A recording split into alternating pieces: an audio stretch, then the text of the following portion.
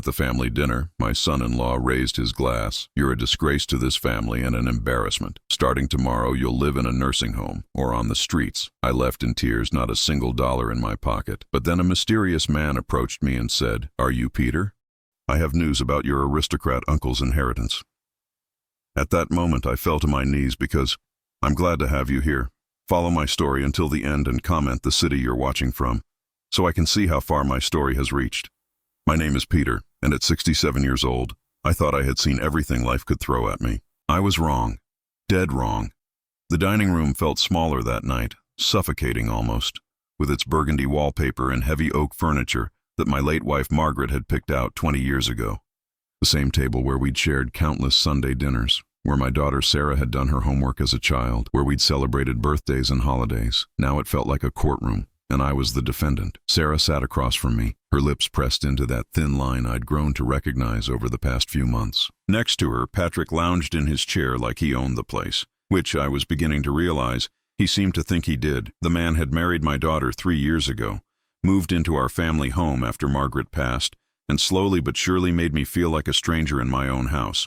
"Dad, we need to talk," Sarah said, not meeting my eyes. She was picking at her meatloaf, the same recipe Margaret used to make, though Sarah never quite got it right. Too dry, not enough seasoning. But I never said anything. I'd learned to keep my mouth shut about a lot of things lately. "What about, sweetheart?" I asked, though something in my chest was already tightening.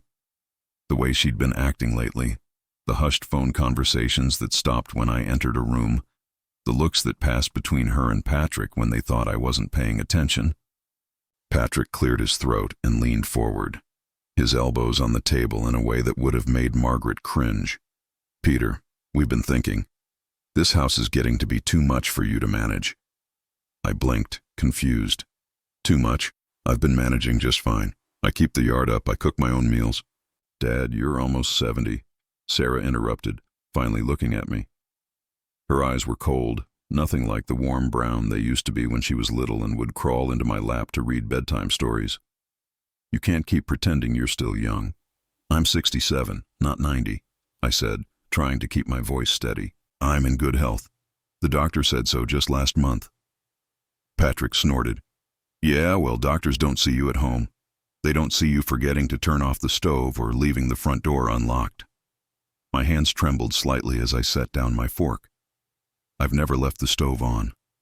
"And the door was unlocked one time because I was expecting the mailman with a package." "One time that we know of," Patrick shot back. His voice had that edge it got when he'd been drinking, though I hadn't seen him with a beer tonight. Maybe he didn't need alcohol anymore to be cruel. Sarah reached across the table and patted my hand, but there was no warmth in it. It felt like a gesture she'd practiced. "We're worried about you, Dad. Living alone in this big house, it's not safe anymore." "I'm not alone. You two live here too." Even as I said it, I realized how pathetic it sounded. They lived here, but they weren't really here, not for me. They had their own wing of the house, their own routines. I might as well have been a ghost haunting the hallways. Patrick stood up abruptly, his chair scraping against the hardwood floor. He walked to the window and stood there with his back to us, his shoulders rigid. When he turned around, his face was set in hard lines. "Let me be clear about something, old man," he said, and my heart sank at the tone. "You're not our responsibility. You're a burden, a liability."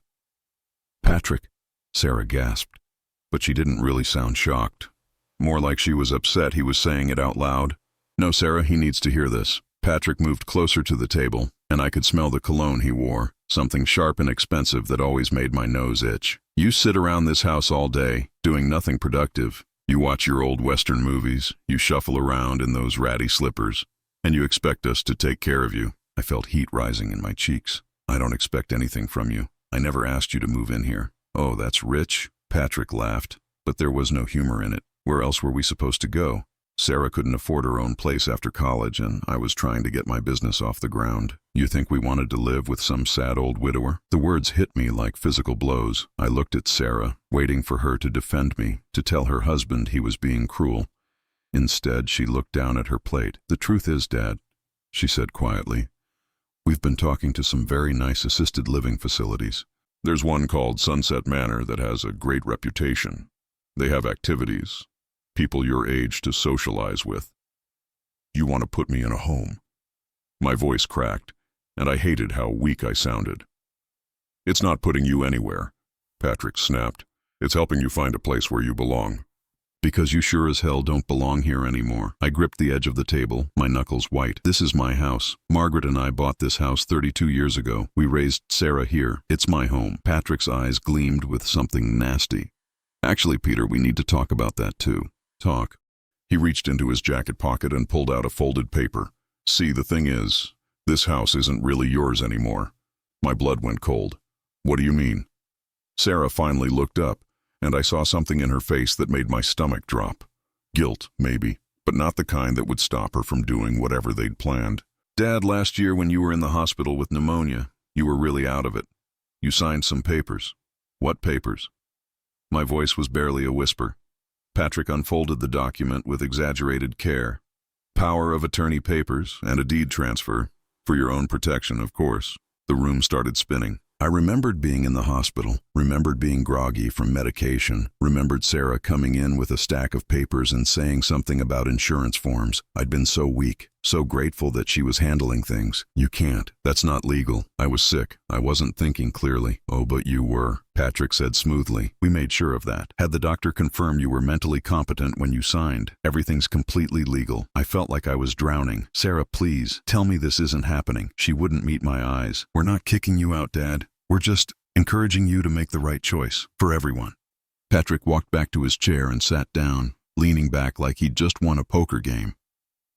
"Here's how this is going to work, Peter. Tomorrow morning you're going to pack up your personal belongings. We'll drive you to Sunset Manor and get you settled in. The state will cover the costs since you're basically indigent now." "Indigent? I have savings. I have my pension." "Had," Patrick corrected, past tense. "Turns out maintaining this house has been pretty expensive. Taxes, repairs, utilities, it all adds up." The betrayal hit me like a physical force. My own daughter, my little girl who used to braid dandelions into my hair and tell me I was the best daddy in the world, had stolen everything from me. "And if I refuse?" I managed to ask. Patrick's smile was cold as winter. "Then you can figure out how to survive on the streets, because either way, you're not staying here." I stood up on shaky legs, my heart pounding so hard I thought it might give out right there. "Sarah, please, I'm your father." For just a moment, her mask slipped, and I saw the little girl I used to know. But then Patrick put his hand on her shoulder, and her face hardened again. "I'm sorry, Dad, but this is what's best." I walked to my bedroom in a daze, my legs feeling like they might give out at any moment. I sat on the edge of the bed Margaret and I had shared for so many years, and I wept. Not just for losing my home, but for losing my daughter, for realizing that the family I thought I had was nothing but an illusion. The next morning, I stood on the sidewalk with a single suitcase and $17 in my wallet. Patrick had dropped me at the corner, said Sunset Manor would pick me up, but I knew better. There was no Sunset Manor, no plan. They just wanted me gone. As I stood there in the morning sun, feeling more alone than I'd ever felt in my life, a black sedan pulled up to the curb. A man in a gray suit stepped out, looked directly at me, and said something that would change everything. "Excuse me, are you Peter Holloway?" I stared at the man in the gray suit, my suitcase handle cutting into my palm where I'd been gripping it too tight. He was maybe 50 years old, with silver hair and kind eyes behind wire-rimmed glasses. Everything about him screamed professional, expensive. The kind of person who belonged in boardrooms and country clubs, not talking to homeless old men on street corners. "Yes, I'm Peter Holloway," I said, my voice hoarse from crying. "Who's asking?" He smiled, and it wasn't the fake, practiced smile I'd gotten used to from Patrick. This one seemed genuine. "My name is James Whitmore. I'm an attorney with Whitmore, Bradford & Associates. I've been trying to locate you for quite some time." "An attorney?" My stomach clenched. "If this is about some debt or lawsuit, I should tell you right now that I don't have anything left to take." Mr. Whitmore's expression softened. "Mr. Holloway, I think there's been a misunderstanding. I'm not here to collect anything from you. Quite the opposite, actually. Is there somewhere we could talk privately?" I looked around the suburban street where my daughter had dumped me like garbage. A few neighbors were peeking through their curtains, probably wondering about the commotion.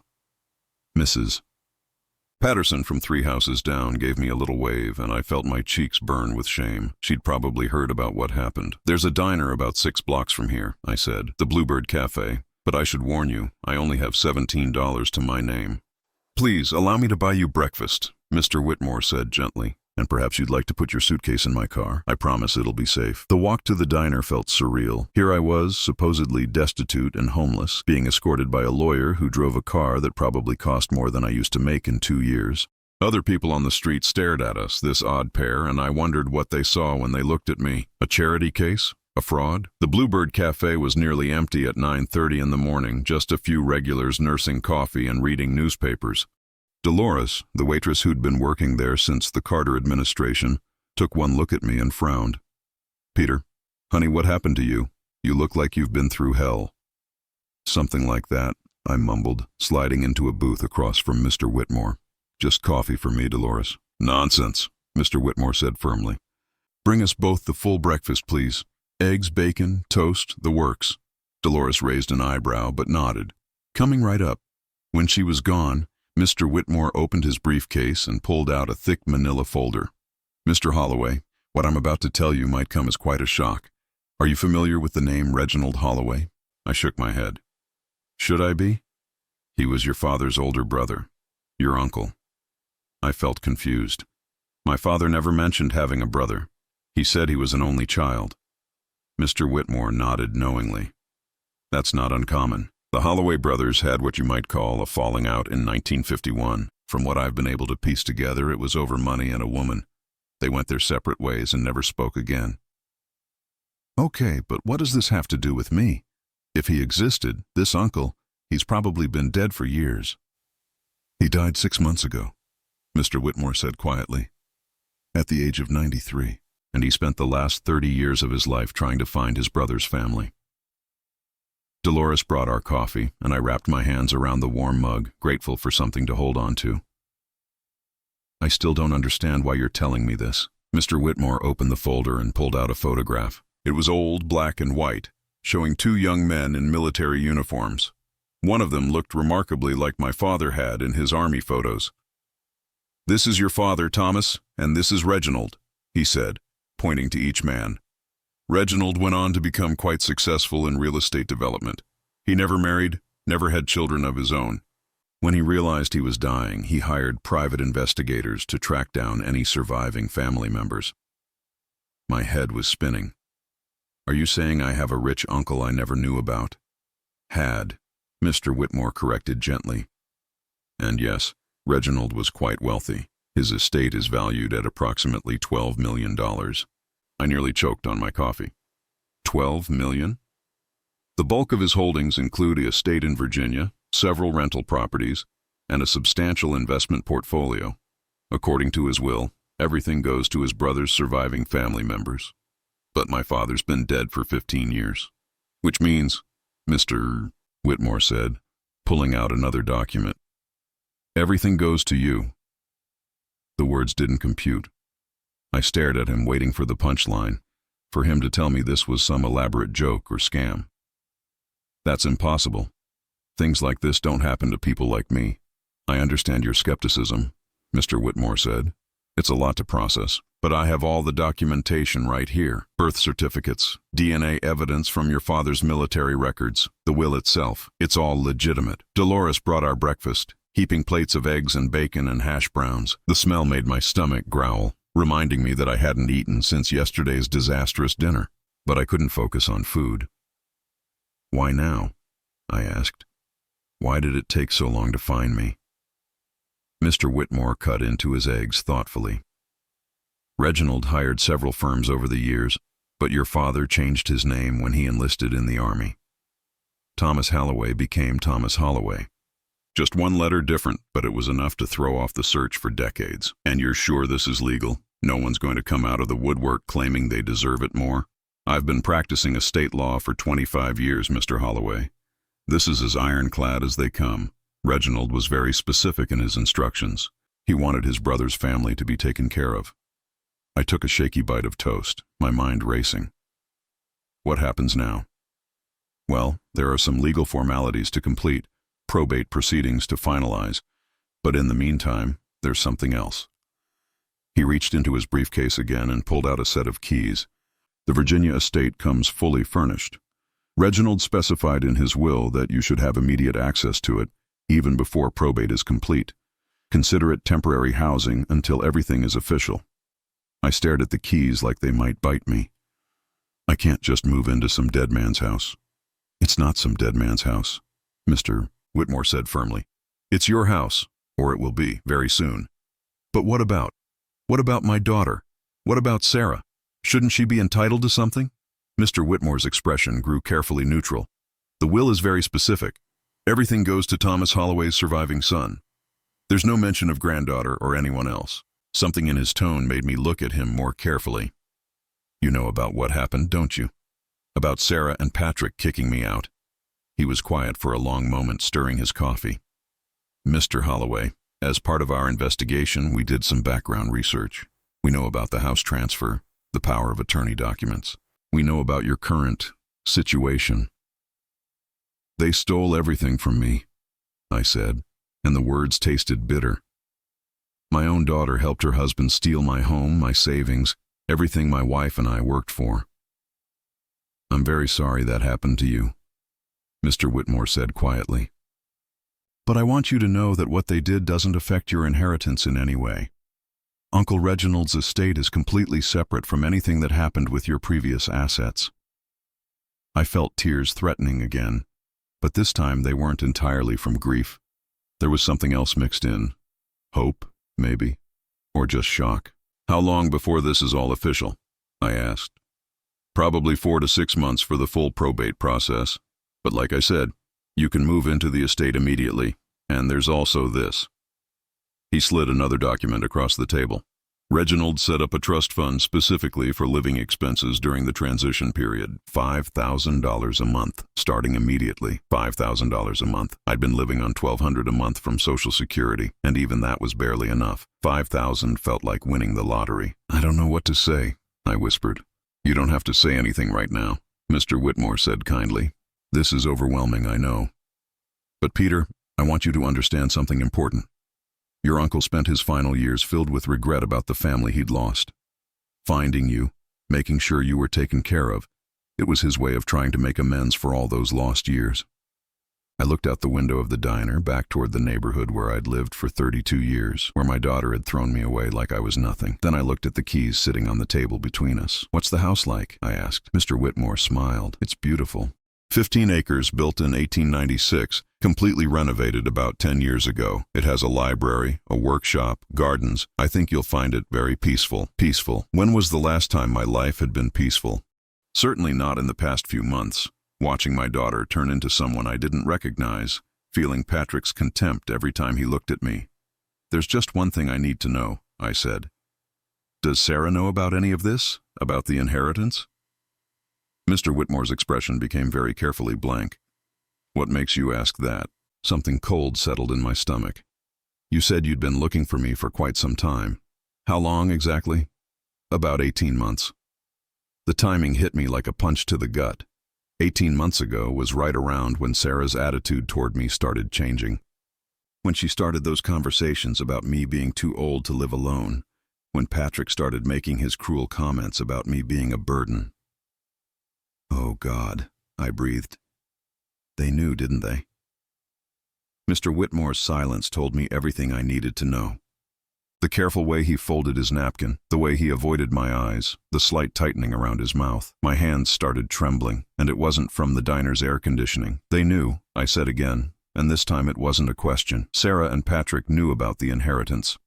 He sighed deeply, looking older than he had just moments before.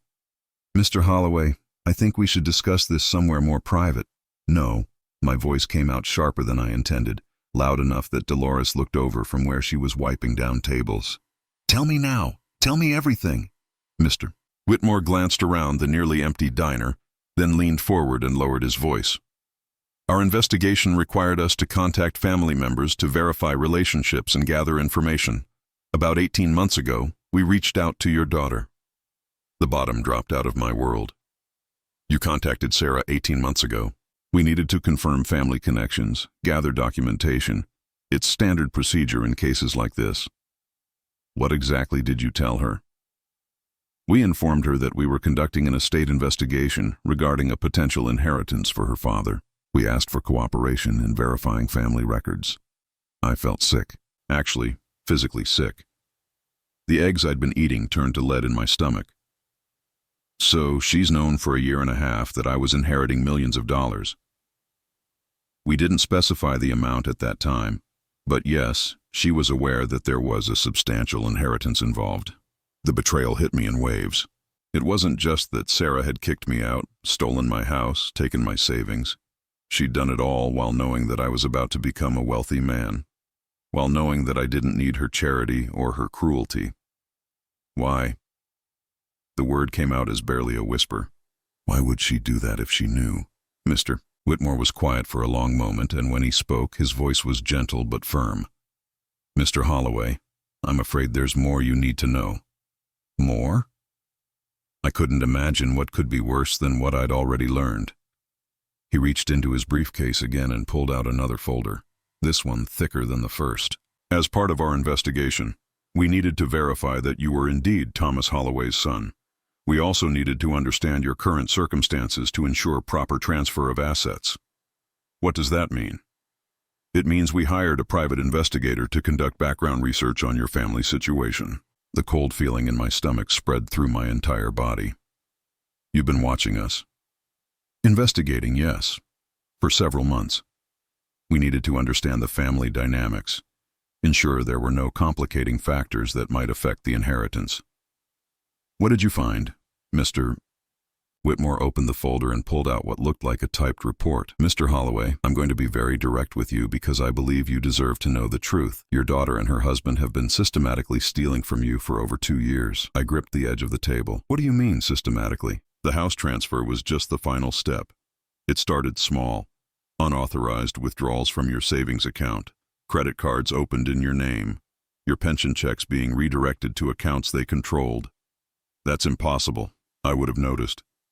They were very careful. Small amounts at first, always with plausible explanations. A few hundred here for groceries they claimed to have bought for you. A few hundred there for household repairs they said you'd requested. By the time the amounts became significant, they had positioned themselves as your caretakers, the responsible children managing your affairs. I thought back over the past 2 years, trying to remember when things had started feeling different. When Sarah had started offering to help with my bills, insisting it would be easier if she just handled everything. When she'd convinced me to add her name to my bank account for emergencies. How much? I asked. Mr. Whitmore consulted the report. In total, approximately $87,000. The number hit me like a physical blow. $87,000. My entire life savings, gone. Money that Margaret and I had scraped together over 40 years of marriage, putting away $20 or $30 at a time, skipping vacations, buying generic groceries, driving used cars until they fell apart. But why? I asked, though part of me already knew the answer. If they knew about the inheritance, why steal from me at all? According to our investigation, they initially believed the inheritance might take years to materialize, if it ever did. They viewed your savings as money they would eventually inherit anyway, so they started helping themselves early. And when they realized the inheritance was real and substantial, Mr. Whitmore's expression grew even more serious. That's when they shifted strategies. They realized that if you inherited $12 million while still living independently, you might cut them out entirely. You might discover what they'd been doing. You might leave everything to charity out of anger. The pieces were falling into place, and each one felt like a knife in my chest. So they decided to have me declared incompetent. The plan, as far as we can determine, was to have you committed to a care facility, obtain legal guardianship, and control the inheritance through power of attorney. But something went wrong. Yes, they moved too quickly. The inheritance process accelerated faster than they anticipated, and they panicked. Rather than wait for a legal guardianship proceeding, they decided to simply force you out and hope you'd disappear quietly. I stared down at my hands, these old weathered hands that had worked so hard for so many years, and I felt something I'd never experienced before. Not just anger, but rage.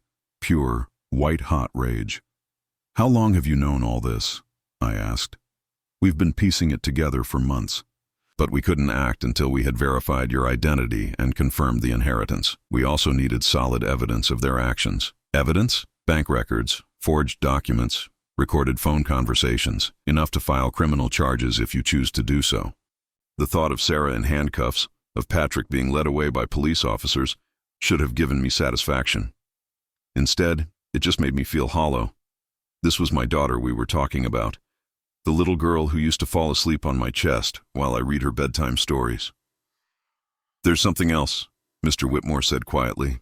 "Something I think you should see before you make any decisions about how to proceed." He pulled out a small digital recording device and set it on the table between us. "Our investigator recorded this conversation 3 weeks ago. Your daughter and Patrick discussing their plans." My finger hovered over the play button. Did I really want to hear this? Did I want to know exactly how much contempt my own child had for me? "Peter, you don't have to listen to this now," Mr. Whitmore said gently. "You can take it with you. Listen when you're ready." But I was already pressing play. Sarah's voice came through the tiny speaker, crystal clear. "I still think we should wait for the guardianship hearing. It would be cleaner, more legal." Patrick's voice was harder, impatient. "We don't have time for that. The lawyer could show up any day now. If Dad finds out about the money before we get him committed, we're screwed." "But just kicking him out? Patrick, he's my father. He's a senile old man who's outlived his usefulness. Look, Sarah, we've already spent most of his savings. If he gets that inheritance and finds out what we've done, he'll have us arrested. Is that what you want?" "Of course not, but nothing. We stick to the plan. We make him so miserable he'll be grateful for any way out, even if it's the street. Once he's gone, we file a missing persons report, have him declared dead eventually, and inherit everything as his only surviving family." There was a long pause, then Sarah's voice again, smaller now. "What if something happens to him? What if he gets hurt, or…" "Then that's his choice, isn't it? He's choosing to be stubborn instead of accepting our help. We're not responsible for what happens to crazy homeless people." I reached over and stopped the recording, my hand shaking so badly I could barely hit the button. The diner around us seemed to fade away, and all I could hear was the sound of my own heart breaking. "I'm sorry," Mr. Whitmore said quietly. "I know how difficult this must be." "She wanted me dead," I whispered. "My own daughter was planning for me to die on the streets so she could inherit money that was never hers to begin with. I'm afraid it appears that way, yes." I sat there in the silence of the nearly empty diner, surrounded by the debris of my shattered life. Everything I thought I knew about my family, about my daughter, about the life I'd built, was a lie. Sarah hadn't just betrayed me. She'd planned my destruction with the cold calculation of a stranger. "Mr. Whitmore," I said finally, my voice steadier than I felt, "I want to see this house, this inheritance. I want to see what my uncle left me. Of course, I can drive you there today if you'd like. And I want copies of everything, every document, every recording, every piece of evidence you've gathered." "Absolutely." I picked up the keys to the Virginia estate, these small pieces of metal that represented a future I'd never imagined possible. "There's just one more thing I need to know." "What's that?" "Does the will specify that I have to tell anyone about the inheritance? Do I have any legal obligation to inform Sarah or Patrick about what I've received?" Mr. Whitmore's lips curved in what might have been the ghost of a smile. "Mr. Holloway, the will is very clear. The inheritance is yours to do with as you see fit. You have no obligation to inform anyone of anything." For the first time in months, I felt something that might have been peace settling over me. Not happiness, not yet, but a sense that maybe, just maybe, there was still some justice left in the world. "Then let's go see my new home," I said, standing up from the booth. "I have a feeling I'm going to like it very much."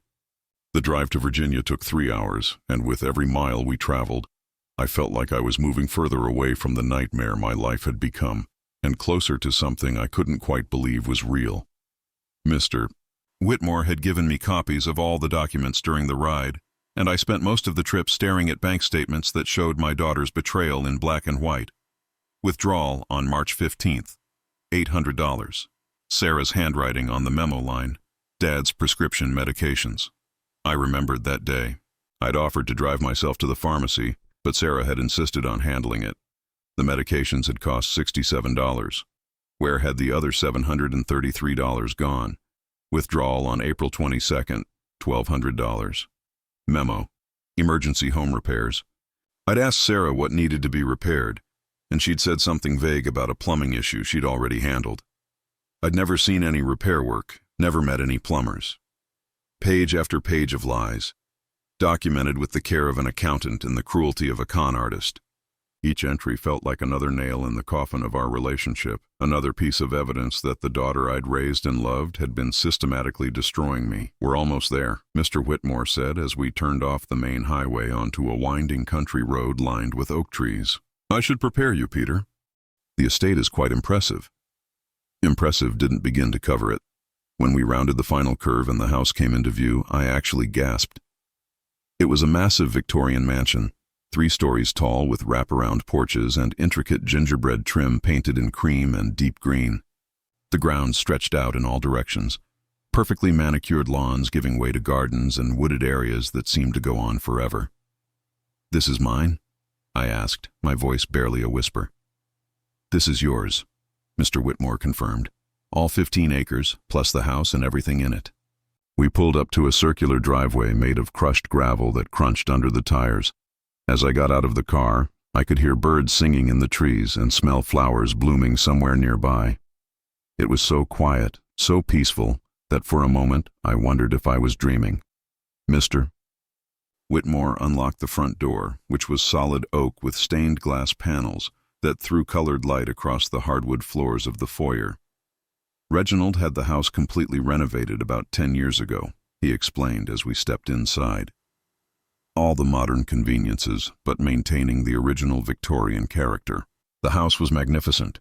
High ceilings with original crown molding, a grand staircase that curved up to the 2nd floor, rooms filled with antique furniture that looked like it belonged in a museum. But it wasn't cold or formal. Somehow it felt like a home. "The kitchen was completely updated," Mr. Whitmore said, leading me through rooms that seemed to go on forever. "New appliances, granite countertops. But look at this." He showed me a kitchen that was larger than my entire living room back in Sarah's house. Professional-grade appliances, an island with bar stools, windows that looked out over gardens where I could see roses blooming in neat rows. "And the library," he continued, opening a set of double doors. I stopped in the doorway, overwhelmed. The room was lined floor to ceiling with books, thousands of them, with a rolling ladder and comfortable leather chairs positioned near tall windows. A fire was already laid in the fireplace, ready to be lit. "Reginald was quite a reader," Mr. Whitmore said. "I think you'll find he had excellent taste in literature." We continued the tour. A formal dining room with a table that could seat 12. A living room with a grand piano and furniture that probably cost more than I'd made in a year. A workshop in the basement equipped with every tool a man could want. Upstairs, 6 bedrooms, each with its own bathroom and sitting area. "This is the master suite," Mr. Whitmore said, opening the door to a room that was larger than most apartments. The bed was massive, with a carved wooden headboard and linens that looked like they'd come from an expensive hotel. French doors opened onto a balcony that overlooked the gardens. I walked out onto the balcony and gripped the railing, looking out over land that belonged to me. In the distance, I could see a small pond with a dock, surrounded by weeping willows. To the left, there was what looked like a vegetable garden, and beyond that, a small orchard. "It's too much," I said finally. "I don't deserve this." "Your uncle thought you did," Mr. Whitmore said gently. "He spent years researching the family he'd lost. When he found out about you, about the life you'd built, the way you'd taken care of your wife through her illness, the way you'd raised your daughter, he was proud to call you family. If only he knew what my daughter really turned out to be." "Peter, I want you to see something else." Mr. Whitmore led me back downstairs to what he called the study. It was a smaller room, more intimate than the library, with a desk and filing cabinets and walls covered with photographs. "Reginald was quite the detective when it came to family history," he said, pointing to the photographs. "Look at this." The wall was covered with pictures I'd never seen before. My father as a young man, pictures of him and Uncle Reginald together before their falling out, pictures of my grandparents, aunts, and uncles I'd never known existed, and in the center, several pictures of me. "How did he get these?" I asked, moving closer to examine them. "He hired investigators years ago. This one," he pointed to a picture of me in my army uniform, "came from military records. This one, a picture of me and Margaret on our wedding day, he found in newspaper archives from your hometown." There were pictures of Sarah, too, from when she was little. School photos, pictures of her at birthday parties, even one of her high school graduation. For a moment, looking at her young, innocent face, I felt a pang of the old love, the old protectiveness I'd felt when she was small. "He was watching over you in a way," Mr. Whitmore said. "Even though he'd never met you, he felt connected to you. He wanted to make sure his brother's son was doing well." I turned to a filing cabinet that stood open, revealing folders neatly labeled with dates and subjects. "What's all this?" "Reginald's research. He kept meticulous records of everything he learned about the family." Mr. Whitmore pulled out a folder labeled Peter Holloway, Personal History. "He knew about Margaret's illness, about how you took care of her. He knew about your work history, your military service. He was proud of the man you'd become." Inside the folder were documents I'd never seen before, copies of commendations from my job at the post office, a letter of recommendation from my supervisor when I retired, even a copy of Margaret's obituary from the newspaper. "He read this," Mr. Whitmore said, pointing to the obituary, "about how you were survived by your loving daughter Sarah. He was happy that you weren't alone, that you had family to care for you in your old age." The irony was bitter. Uncle Reginald had died believing that I was surrounded by love and care, never knowing that the daughter he'd read about was planning my destruction. "There's something else," Mr. Whitmore said, pulling out another folder. "This might be difficult to look at, but I think you should see it." The folder was labeled Sarah Holloway, Background Investigation, and it was thick with documents and photographs, pictures of Sarah and Patrick at expensive restaurants, receipts for designer clothes and luxury vacations, credit card statements showing purchases that had been made with money stolen from me. "They weren't just taking your money to pay bills," Mr. Whitmore explained. "They were living lavishly on it. Look at this." He showed me a receipt from a jewelry store. $3,000 for a diamond bracelet, purchased 2 days after they'd withdrawn $4,000 from my account for what Sarah had called emergency dental work. And this. A receipt for a weekend trip to Las Vegas, charged to a credit card they'd opened in my name. They went to Vegas with your money while telling you they were visiting Patrick's sick grandmother. Each document was another betrayal, another lie exposed. By the time I'd gone through half the folder, I felt numb. These weren't the actions of a daughter who'd made some poor choices or gotten in over her head financially. This was calculated theft, planned and executed with complete disregard for my welfare. "How long have they been doing this?" I asked. "The financial crimes started about 2.5 years ago, shortly after Patrick moved into your house. But the manipulation goes back further." He showed me printed copies of text messages between Sarah and Patrick. "Look at these from 3 years ago." The messages were brutal in their casual cruelty. Patrick texting Sarah, "Your dad is such a pathetic old fool. How much longer do we have to pretend to care about him?" Sarah's response, "Just until Mom's been dead long enough that people won't judge me for putting him in a home. Maybe another year." Another exchange from 2 years ago. Sarah, "Dad keeps asking about the life insurance money from Mom. What should I tell him?" Patrick, "Tell him it all went to funeral expenses. He's too stupid to check." But Margaret's life insurance policy was in the folder too. $50,000 paid directly to Sarah as the beneficiary, with none of it going to funeral costs that had been paid from Margaret's own savings account. "They stole her life insurance too," I said, my voice flat. "I'm afraid so. Sarah was listed as the sole beneficiary, which was legal, but the way she used the money." "Was my wife in on this?" I asked, dreading the answer. "Did Margaret know what Sarah was planning?" Mr. Whitmore shook his head quickly. "No, absolutely not. From everything we can determine, Margaret genuinely believed she was protecting Sarah by making her the beneficiary. She had no idea what Sarah would become." I felt a small relief at that. At least Margaret had died believing in our daughter, never knowing how wrong she'd been. "What do I do now?" I asked. "How do I move forward knowing all this?" "That's entirely up to you," Mr. Whitmore said. "You have options. You could file criminal charges. You could sue them civilly to recover the stolen money. Or you could simply disappear from their lives and let them wonder what happened to you. What would you do?" He was quiet for a long moment, looking out the window at the peaceful gardens. "I think," he said finally, "that sometimes the best revenge is living well." You have a chance now to build a new life, a good life, surrounded by beauty and peace. That might be worth more than any legal victory. I nodded, understanding what he meant. But as I looked at the evidence of my daughter's betrayal spread out across Uncle Reginald's desk, I knew that whatever I decided to do, it would be on my terms this time. For once in my life, I held all the cards. I had been living in Uncle Reginald's house for exactly 6 weeks when my phone started ringing. I'd bought a new phone, a new number, thinking I wanted a fresh start. But apparently, desperate people have ways of finding you. The first call came on a Tuesday morning while I was having coffee on the back porch, watching deer graze in the meadow beyond the garden. I'd fallen into a routine of sorts: morning coffee outside, reading in the library, working in the vegetable garden that the groundskeeper had helped me plant. For the first time in years, I felt peaceful.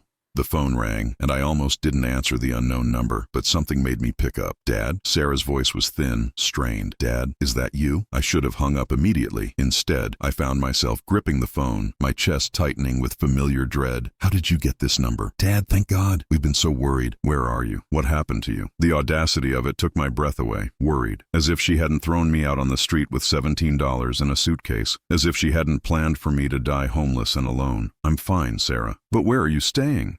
"We went to Sunset Manor looking for you, and they said you never arrived. Dad, we thought something terrible had happened." I almost laughed. Sunset Manor, the fictional nursing home they'd invented to make themselves feel better about abandoning me. "Did you really think I'd go to a place that doesn't exist?" There was a long pause. "What do you mean it doesn't exist?" "There is no Sunset Manor, Sarah. There never was. You just wanted me gone and you didn't care where I ended up." "Dad, that's not true. There was a mix-up with the paperwork, but we can fix it. Just tell me where you are and we'll come get you." "I don't think so. Dad, please." "I know you're angry, and you have every right to be." Patrick was out of line that night. He was drinking. He said things he didn't mean. We both feel terrible about how everything happened. As if it had been some natural disaster instead of a calculated plan to destroy me. "Patrick was drinking?" I said. "I don't remember seeing him with a drink." Another pause. "Well, he'd been drinking earlier, before dinner." "Look, that doesn't matter now. What matters is that you're safe and we can work this out as a family." "We're not a family, Sarah." "Don't say that. Please. You're my father, I love you, and I want to make this right." "How much of my money have you spent?" The question hung in the air like a bomb waiting to explode. I could hear her breathing on the other end of the line, trying to figure out how much I knew. "I don't know what you mean." "My savings account, Sarah. The one you've been stealing from for 2 years. How much is left?" "Dad, I haven't stolen anything. I've been helping you manage your finances. Some of those withdrawals were for your care, for household expenses. $87,000. My voice was steady, cold. "That's how much you and Patrick stole from me. $87,000 that your mother and I saved over 40 years of marriage." The silence stretched so long I thought she'd hung up. When she finally spoke, her voice was different, smaller. "How do you know that number?" "I know a lot of things, Sarah. I know about the fake receipts, the forged documents, the credit cards you opened in my name. I know about the jewelry and the vacations and all the other ways you spent my money while telling me you were taking care of me." "Dad, I can explain." "I've heard your explanations. I heard the recording of you and Patrick planning to have me declared dead so you could inherit everything." This time the silence was absolute. When she spoke again, she was crying. "Daddy, please. I made mistakes, terrible mistakes. But I never wanted to hurt you. We just got in over our heads, and it seemed like I was going to die soon anyway, so you might as well help yourselves." I never thought that." "He's a senile old man who's outlived his usefulness," I quoted from the recording. Those weren't Patrick's words alone, were they, Sarah? The crying got louder. "I'm sorry, I'm so sorry. But we can fix this. I'll pay back every penny, I swear. Just please come home." "I am home." "What?" "I'm home, Sarah. I have a new home now, and a new life, and you're not part of either one." "Dad, you don't understand. Without you, we can't. You need money. That's what this is really about, isn't it? You've run through everything you stole from me, and now you need more." "The house," she whispered. "We're going to lose the house. My house. The house Margaret and I had bought and loved and filled with memories. The house they'd stolen from me." "How much do you owe?" "The mortgage is 3 months behind. If we don't catch up the payments, they'll foreclose. And Patrick's business failed, and we have credit card debt and... How much, Sarah? $47,000. If we can just get $47,000, we can save everything. I did the math quickly. $47,000. Less than 4 months of the allowance from Uncle Reginald's trust fund. Money that meant nothing to me now, but would save the life my daughter had built on my destruction. And you want me to give you this money? Not give, loan. We'll pay you back with interest. I'll get a job, a real job. Patrick's already looking for work. We'll pay back everything we took, plus the loan, I promise. The same way you promised to take care of me in my old age? Dad, please, I know I don't deserve your help, but I'm begging you. We'll lose everything. The way I lost everything when you threw me out with $17? That was different. How was it different, Sarah?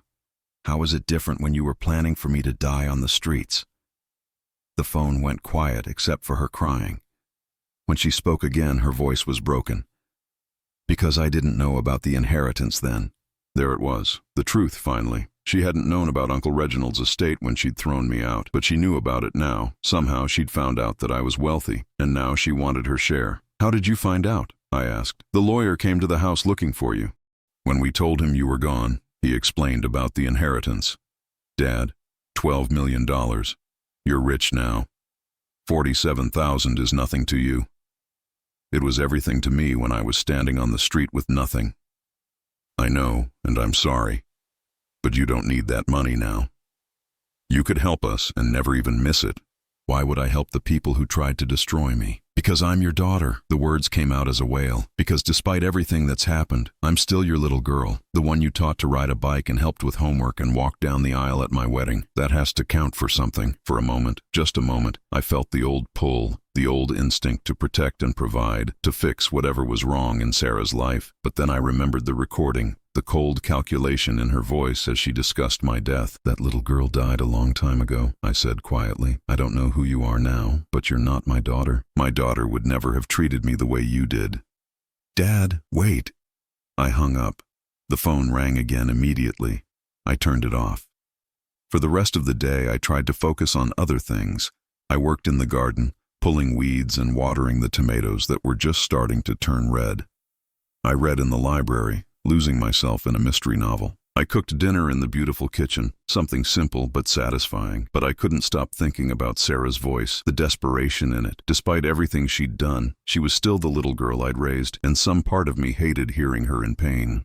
The next morning, I turned my phone back on.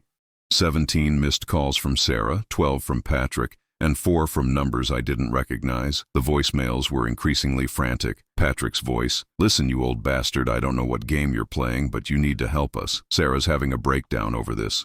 You want to punish me? Fine, but don't destroy her over something that was my fault." Sarah again, "Dad, please call me back. I haven't slept. I can't eat. I know you hate me, but please just talk to me. Let me try to explain." An unknown number. "Mr. Holloway, this is Detective Martinez with the County Sheriff's Department. Your daughter has filed a missing persons report. Could you please contact us to confirm your safety?" I called Detective Martinez first, explained that I was fine and had left of my own free will.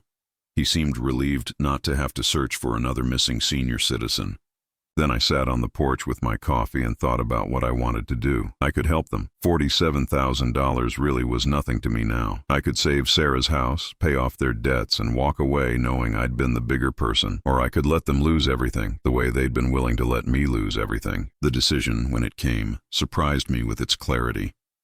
I picked up the phone and called Sarah back. "Dad?" She answered on the first ring, her voice hoarse. "Dad, thank God. I was so scared you were never going to call back."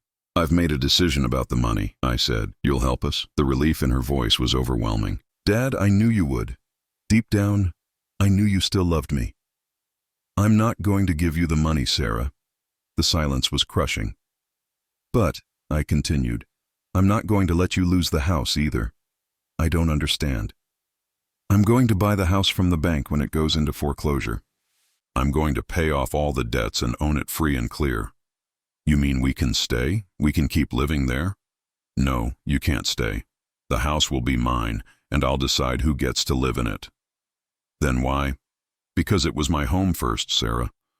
It was the home I built with your mother, and I'm not going to let strangers live in it. But you and Patrick forfeited any right to it when you stole it from me. Dad, you can't do this. Where will we live? I don't know, and I don't care. You can figure it out the same way you expected me to figure it out when you threw me into the street, but we have nowhere to go.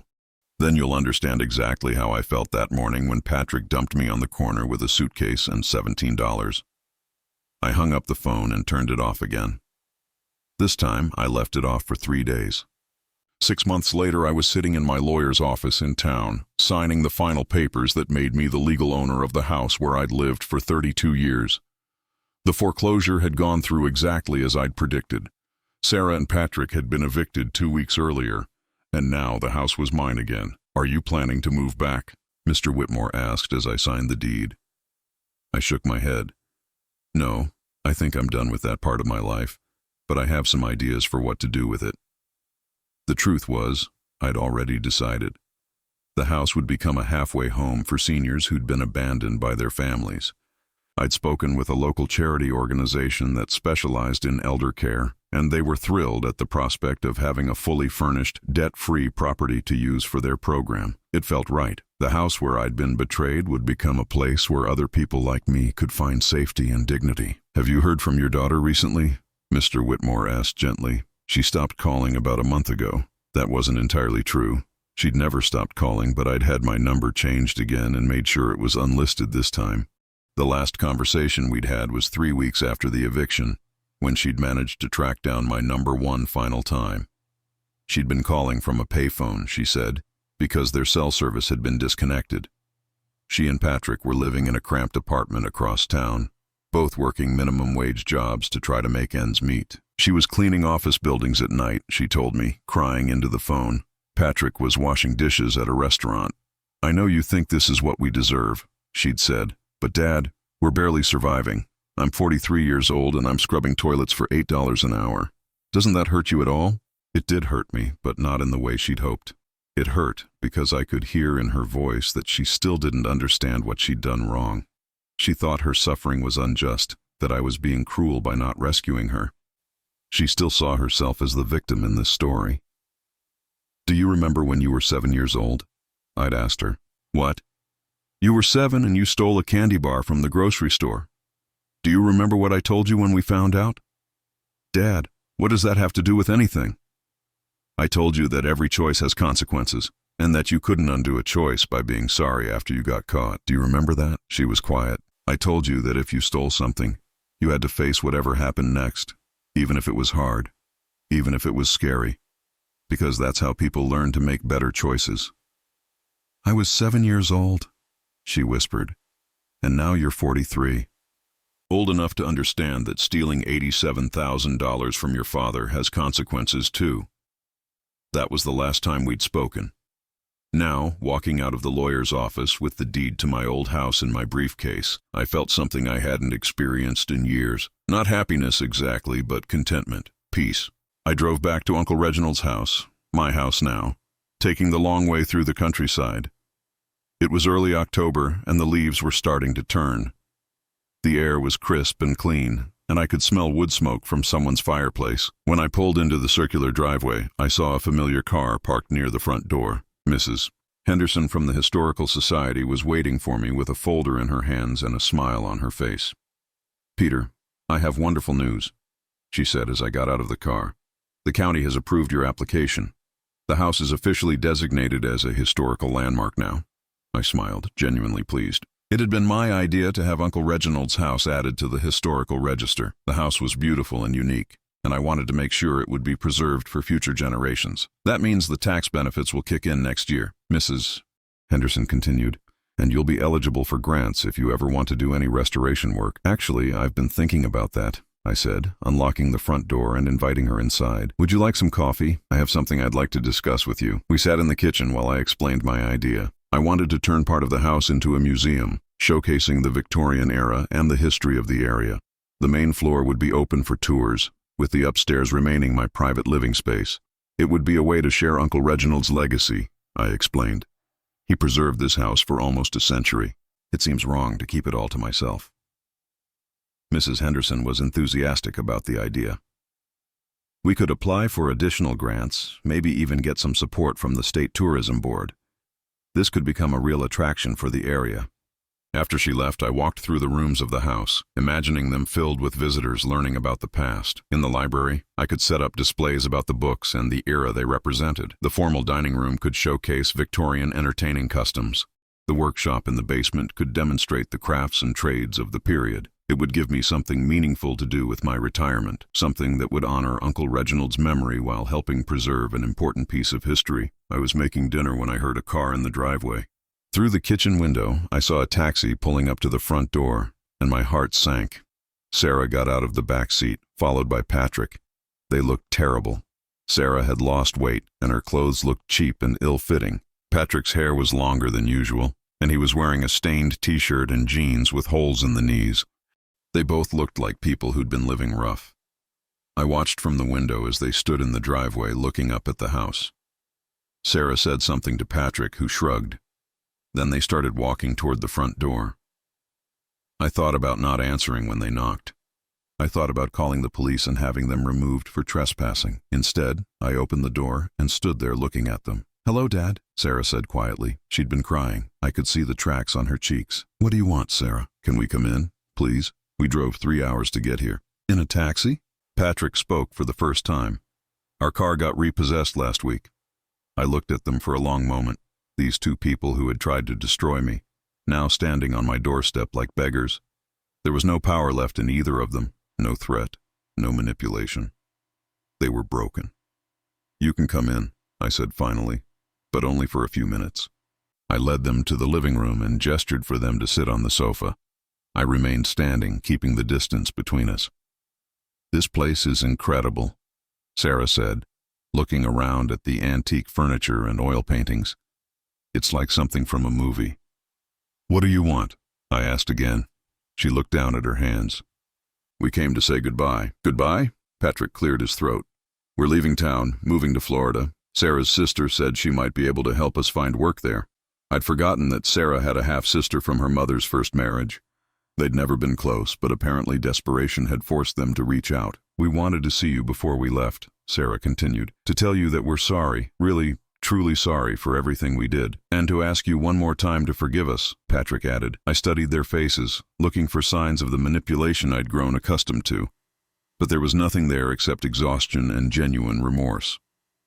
"Why should I forgive you?" I asked. "Because we're family," Sarah said simply. "Because despite everything that's happened, you're still my father and I still love you. Because I made terrible choices, but I never stopped being your daughter." "You stopped being my daughter the moment you decided I was worthless." "I never thought you were worthless. You recorded a conversation about hoping I would die on the streets so you could inherit money that was never yours. How is that not thinking I'm worthless?" She started crying again, quietly this time. "I don't know what happened to me. I don't know how I became someone who could think those things, do those things. But I did, and I have to live with that for the rest of my life." "Yes, you do. But I also have to live with knowing that I lost my father, that I threw away the most important relationship in my life for money. And that hurts worse than anything else that's happened to us." I felt something stirring in my chest, some echo of the old love I'd had for this woman when she was small and innocent. But it was distant now, like an old photograph faded by time. "Where will you go in Florida?" I asked. "Jacksonville." "Sarah's sister lives there," Patrick said. "She thinks she can get us jobs at a hotel where she works, housekeeping and maintenance." "It's honest work," Sarah added quickly. "We're not looking for handouts anymore. We just want to earn our own way, try to build something decent from what's left of our lives." I nodded. That was something, at least. They'd finally learned that they had to work for what they wanted instead of stealing it. "I wish you well," I said finally. "I hope you find what you're looking for in Florida." Sarah looked up at me hopefully. "Does that mean you forgive us?" I thought about it for a long moment. Did I forgive them? Could I forgive them? "I don't hate you anymore," I said carefully. "The anger is gone, but forgiveness isn't something I can just decide to feel. It's something that might come with time, or it might not." "But there's a chance?" Sarah asked. "Someday there might be a chance for us to have some kind of relationship again?" "I don't know. Maybe, but not now." and not for a long time. You need to build new lives for yourselves, and I need to continue building mine." She nodded, accepting this small hope as more than she'd expected. They stood to leave, and for a moment, we all just stood there awkwardly. Then Sarah stepped forward and hugged me quickly before I could step away. "I love you, Dad," she whispered. "I always will, no matter what." I didn't hug her back, but I didn't pull away either. "Take care of yourself, Sarah." After they left, I sat in the quiet house and thought about the strange turns life can take. 6 months ago, I'd been a broken old man with nothing. Now I was wealthy, independent, and surrounded by beauty and peace. But more than that, I was free. Free from the toxic relationships that had been poisoning my life. Free from the need to prove my worth to people who would never see it. Free to build whatever kind of life I wanted for however many years I had left. I thought about Uncle Reginald, this man I'd never met who had given me not just money and property, but the chance to discover who I really was when I wasn't trying to please people who didn't deserve my efforts. Outside, the sun was setting over the gardens, painting the sky in shades of orange and purple. I poured myself a glass of wine and walked out onto the back porch to watch the deer come out to graze in the meadow. Tomorrow, I would start working on the museum project. I would begin the process of sharing this beautiful place with others, creating something meaningful from the gift Uncle Reginald had left me. But tonight, I was content to sit in the peaceful silence and reflect on how far I'd come. From that terrible morning when I'd stood on a street corner with nothing, to this evening when I had everything I needed and the wisdom to appreciate it. I raised my glass toward the sunset, a toast to Uncle Reginald and to new beginnings. For the first time in years, I was truly at peace.